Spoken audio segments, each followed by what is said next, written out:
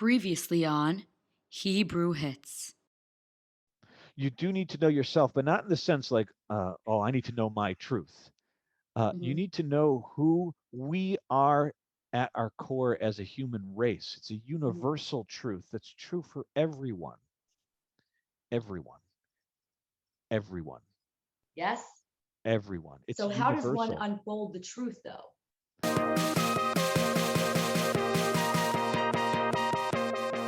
This is Hebrew Hits presented by jtriberadio.com. I'm your host, Malia, and I sit down with people who live by the motto, it's what you do with what you have that makes a difference.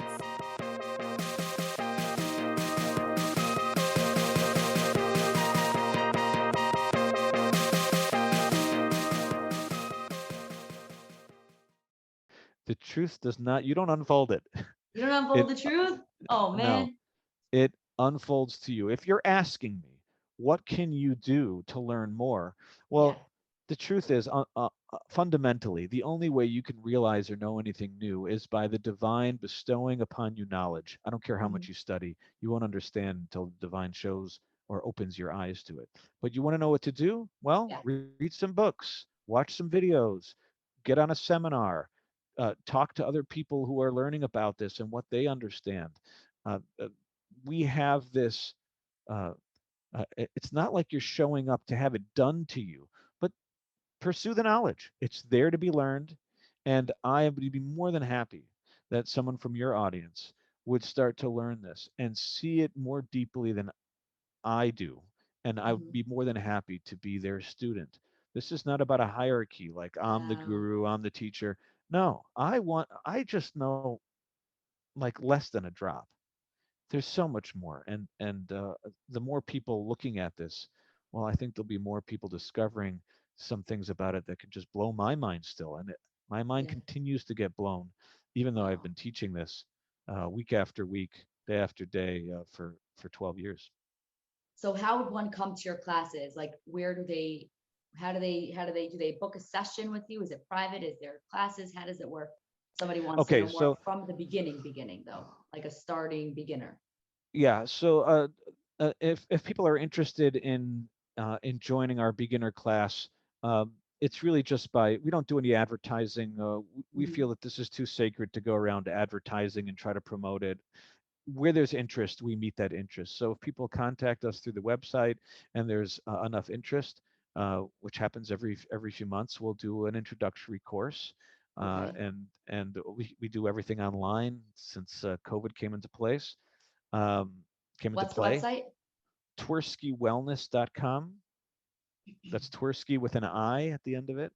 Mhm. Uh, there's a lot of free videos and blogs on that website. We have 2 free weekly classes that are really Mm. designed for people that have already been introduced to the principles, but Mhm. anyone can join. Donations are welcome. And everything, we try to make this as accessible as possible for anyone. Yeah. The only thing we really charge for on an ongoing basis is one-to-ones and the occasional seminars. But we feel an Yeah. obligation to share this, that this is really the Torah ethic. This is spiritualizing all of life. This is seeing and waking up to the divine in every moment, every feeling, the entire spectrum. Yeah. And with that, your life evolves differently when that is consciously there for you in an insightful, Mhm. wakeful way. So I know that we have to go in a few minutes. I just have a few more things I want to ask you. But so the bottom line, the best way to find out any information is to go to your website. Yeah, I would just recommend a few books. First of all, there's Okay. Terry Rubenstein has 2 books called Exquisite Mind and The Peach Who Thought She Had to Be a Coconut. I know it's a mouthful.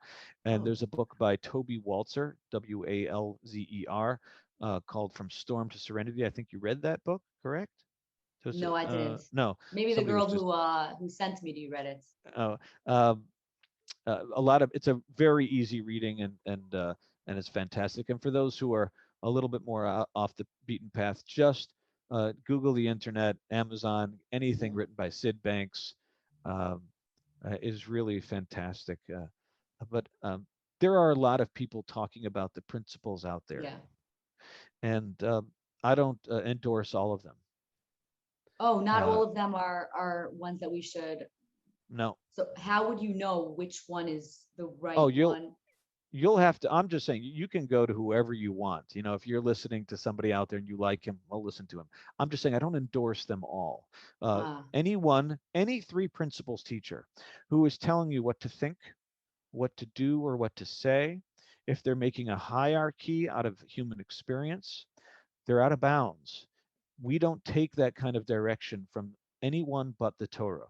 So oh if wow. you want to learn Oh, about okay. science, if you want to learn how the psychological system works, you can go to anyone for that. But once they step out of that and they start to make a hierarchy out of, we should try to be more this way more often. We should be more peaceful, more quiet minded. Hmm. They try to make it something to achieve. They're missing the boat. Yeah. You're looking for a teacher. And I can recommend people like Dr. Keith Blevins, Valda Monroe, um, excuse me, Brett Chitty. Brett Chitty is excellent. Hmm. Um, Bossie Friedman. Um, there aren't a whole lot out there, but there's enough. They're out there. Now you can learn from everybody, but I just think you need to be careful that um, you're not going into this conversation to take on someone else's point of view. You're looking to have your own insight, and if you keep Right. that straight and you are honest with yourself about that, then Hmm. you can listen to anyone and throw out the garbage and take what the Yeah. truth is. Because what you started was is this is a metaphor. So that is, that was very smart. Now, you keep mentioning God, God in all of this. And is this right here? Is this the God? That's the divine mind? Is that where God falls into play here? Whenever we think about God, it's a very dangerous conversation because, as you know, we can't come at all to even understand even an inkling of God. Right. The only little bit that we can understand the edge of it is that He is one and no other. Okay. So whenever you're thinking about systems or whenever you're thinking about psychology, think of it as one. There's no dichotomy. God is not here and then put something else down there. It's total. It's Oh, both God and the form is all encompassed by God. It's one. Mind doesn't just stay out there. There is a concept of God called Misavev Kol Almin Kabbalah, which he means he surrounds the hmm, universe. But there's also that same God is the same concept of Memale Kol Almin, that he fills all the world. So oh think wow. of mind as being one energy that takes on two forms. It's Okay. one. What I mean by that is, and this is an important point, Yeah. you can't see yourself as separate. No feeling is separate. It's just the tail end of a long expression, but it's still connected and a part of it. This may it may sound like I'm talking in like, well, I mean, what's this Kabbalistic stuff? Yeah. It's This is a just little another hard to understand. it's just another metaphor, but it's really important to understand that this experience, our bodies, our sensations, our emotional reactions, all of it is an expression of the same divine energy. Just like the divine energy turns into our bodies, it Hmm. also turns into the feelings and the knowledge that we have. Okay. It's this I'm definitely gonna learn more about this because we don't have that much more time left. But great. I need, maybe I'll have you back on the podcast in a little bit so that we could talk more about this. But I wanna ask you, from your personal clients, you've seen that this understanding really helped them? Because I know it helped Oh, yourself. okay, yes. So back to that question. Yeah. There are there's a group that we've been running in Brooklyn. It's generally every week about 20 to 25 ladies show up, and it's generally the same ladies. And that's because they keep on coming back, not because they need it, but because it's transformed their lives and continues to transform their lives in a very Mhm. profound way. And these are women that are going through some very significant, what we would call some significant challenges. and they're finding a way to navigate those very same challenges. A lot of those challenges have not gone away, but Hmm. the distress, the urgency, the overwhelm has over time diminished for them in a way that is remarkable. Where Wow. there was one really remarkable uh, instance of this, where there was a woman who found that she really needed to get 7 hours of sleep at night, and if she didn't get 7 hours of sleep at night, she was miserable the next day. And she kind of made this equation in her mind: 7 hours of Mhm. sleep means I'll be okay the next day. If I don't get seven, it's going to be misery. Yeah, so you can see the equation. Okay. So she was listening to what we were talking, and here's what happened: because she felt that she needed to get those 7 hours of sleep at night, she needed to be in bed by 11 o'clock because she had to be up at 6. Yeah. So you can Wow. imagine the night before, dinner had to be done by a certain time. You had to get laundry done. Anything that got in the way or added something to the schedule, everything got off whack. I mean, she was just like diving under the covers at 10:59. Just, I mean, you can imagine how intense the Yeah. evenings were in her house. She realized that she was connecting the amount of sleep she got to how she would experience the next day, or how she would feel emotionally about being tired the next day. When she Wow. disconnected that, just one example, she disconnected, like, hey, I might be tired, but who says that that equals misery? I don't know. It depends how I'm going to be experiencing. I might be tired, but who says that that means I'm going to be miserable? She said it transformed her evenings. She did try to get to bed on time every night, but it wasn't this desperation that I must have this Right. sleep. Otherwise, my day is going to be miserable. And that's just a microcosm that's repeated itself in 1,000 scenarios for 1,000 people, where Wow. uh, 100 evenings that would have been full of stress and upset ended up being different. So you can imagine, not only was she better, her kids went through a better evening, her husband went through a better Right. evening. The trickle down effect is enormous. We're not talking about having massive transformations. We're talking about having little insights that have massive effects that trickle throughout your life. Now, Did that I take her a know long time? it Sorry, I cut it you off. it it hit her in one instant. Like, that was just an insight that Wow. occurred to her.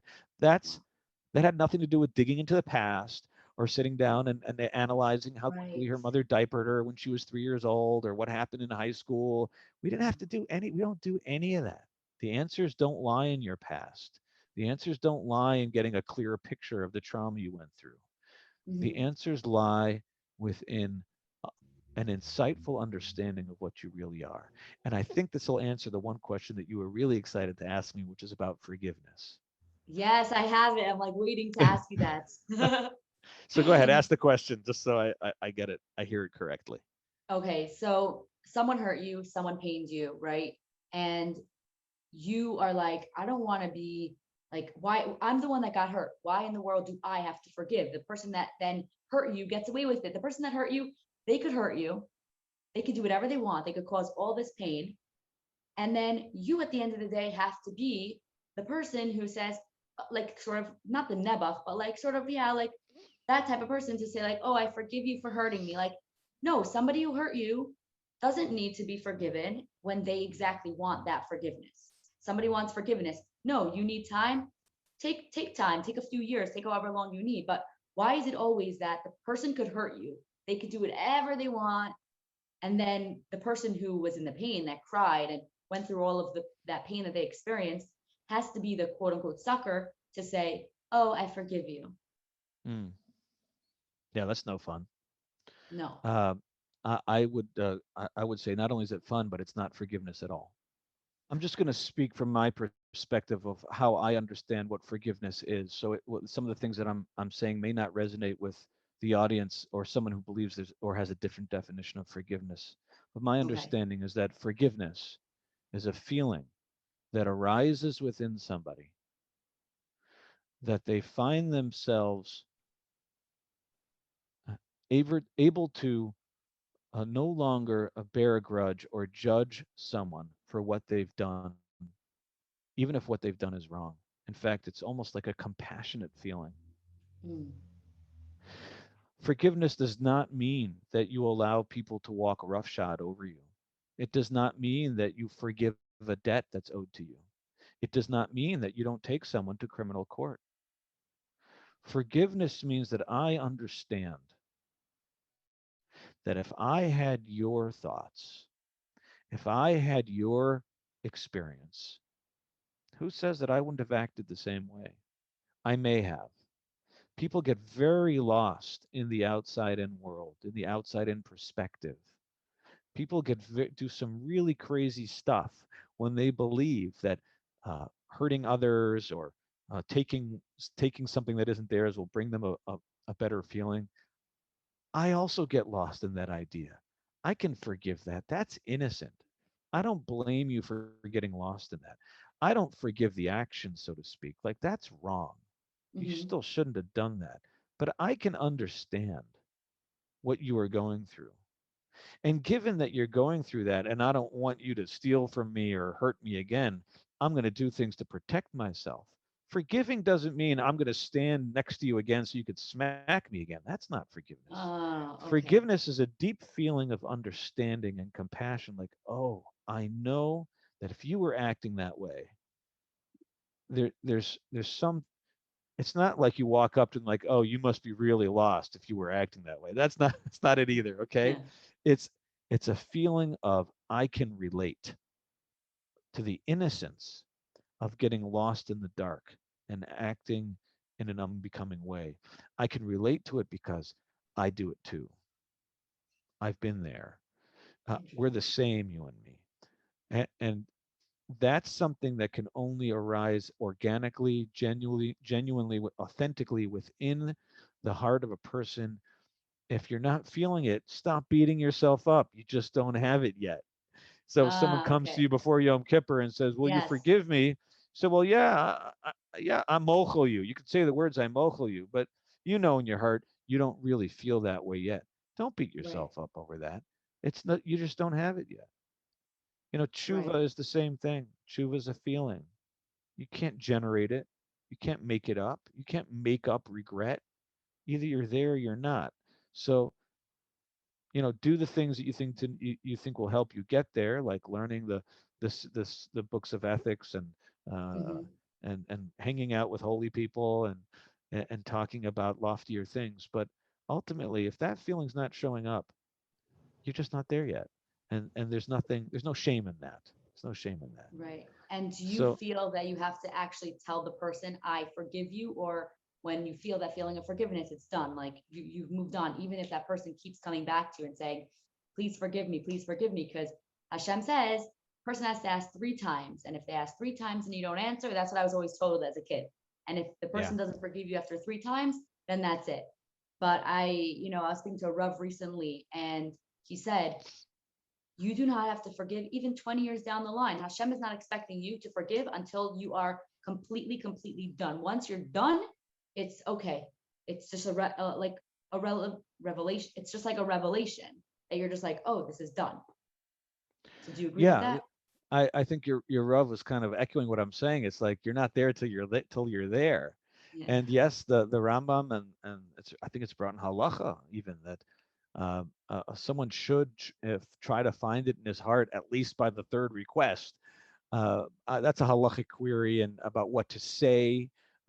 You'd ask your Rav, but ultimately, like your Rav was saying, if you're not there, you're not there. If you can't forgive, you can't forgive. What's cool though is that by virtue of learning the principles, you will find yourself surprisingly having patience and compassion uh, in in abundance where you never really would have even expected it, and it will be natural. It will be real. You will feel so good about yourself because you're going to find yourself discovering well springs of such quality that you never knew were there, and it's going to be organic, effortless change.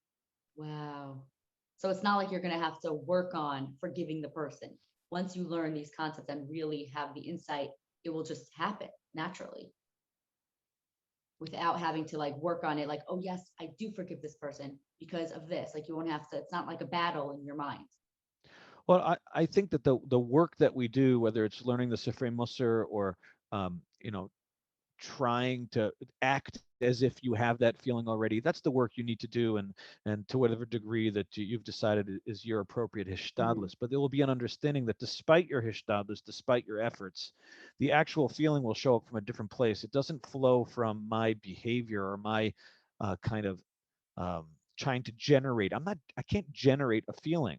All the Rishonim are very clear about this. They ask about Yiras Shamayim. How do you give a commandment of fearing heaven? If it's either you have it or you don't, how do you command me to have a feeling?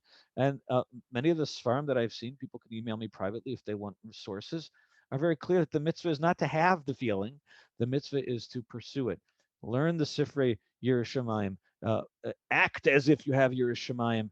Talk to people who have Yiras Shamayim, but you only get Yiras Shamayim from on high, despite the famous Gemara that says Hakol bidei Shamayim chutz miyiras Shamayim. All the Sifrei Yeah. Musar say that does not mean that the experience of Yiras Shamayim is man-made. It is given from on high, uh, like any other feeling. Both the Sifrei Chasidus and the Litvish Sfarim intimate the same thing.